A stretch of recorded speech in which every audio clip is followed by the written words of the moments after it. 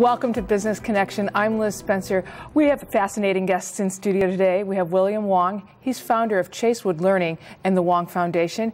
And joining me right now is Abdul Barkat, and he's a student and a robotic competitor.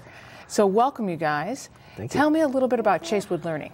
Well, Chasewood Learning is a STEM-based after-school organization. We essentially teach students robotics, engineering, or coding, and other subjects after school. We basically enrich what they learn in school today. That's awesome. Ahad, what do you like best about robotics?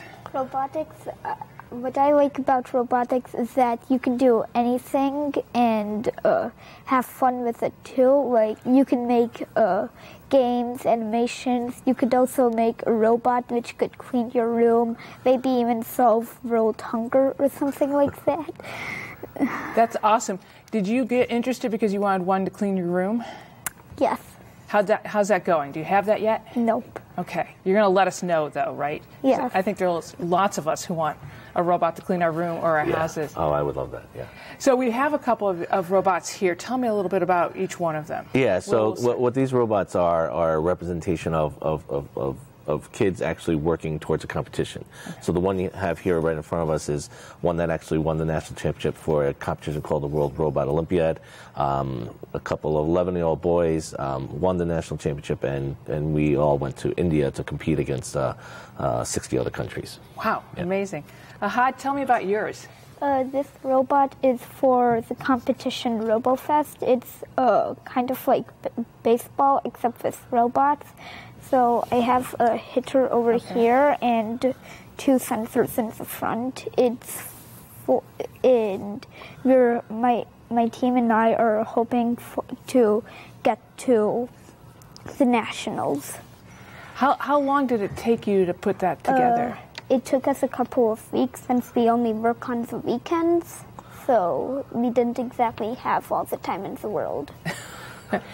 Well, you were talking to me about perseverance. Tell me a little bit about perseverance. So what I tell parents and actually kids as well is when you work in robotics, you have to have a lot of perseverance. You fail more often than you succeed because you're always testing it and always what I call tweaking your programs and tweaking your robot designs, and teams of 2 to 10 have to basically have that essential virtue to be in robotics.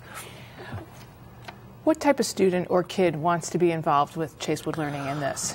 Well, any child that has an interest in problem solving and critical thinking. A lot of our students have the profile of like to play video games, or they like to do Minecraft, and they maybe even play chess. We have a lot of intellectuals that join our program.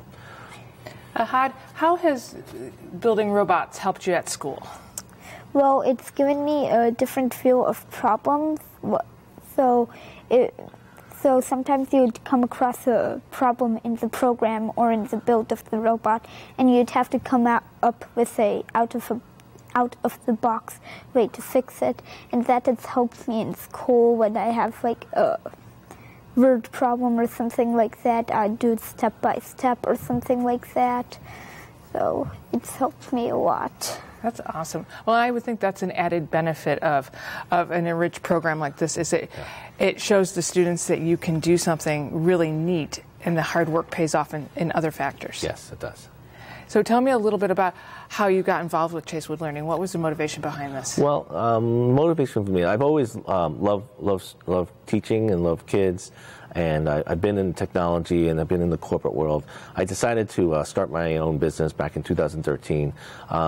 Basically, I was inspired by my sister who passed away. Mm-hmm. So she passed away and basically said, you know what, I'm going to go for it. And I started the small business here in Aurora. And ever since then, I've grown the business to about 50 different locations. And we teach about 4,000 kids a year right now, robotics and engineering and coding, yeah.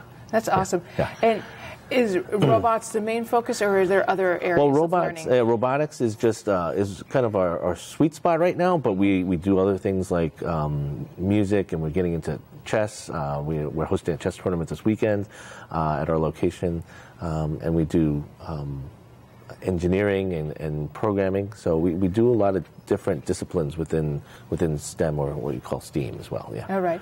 Yeah. And you said this was after school. Is that after school and weekends too, or I mean, what are your hours, and when does everybody kind of get together? Well, we have two different models which we have our business. Well, I have teachers going out to the schools. So schools we partner with schools to actually host a program at the school. But we also have a learning center by the Fox Valley Mall where we actually have classes after school and on weekends as well.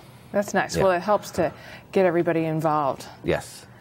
And so is the goal to get them to competition, like a national or a worlds, or is that just kind of an added benefit? Well, it's an added benefit, and what I like to say, it's an end-to-end program where you learn how to do robotics, let's say, and then you apply it in a real-world problem.